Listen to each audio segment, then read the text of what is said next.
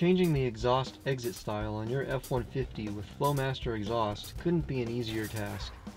First, unbolt the current exit style connection that you have equipped on your truck, along with the exhaust tips.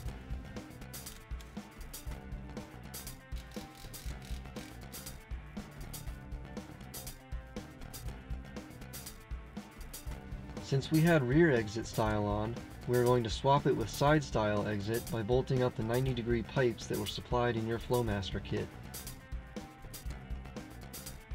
Then lastly, reinstall your exhaust tips and your new exit style is completed.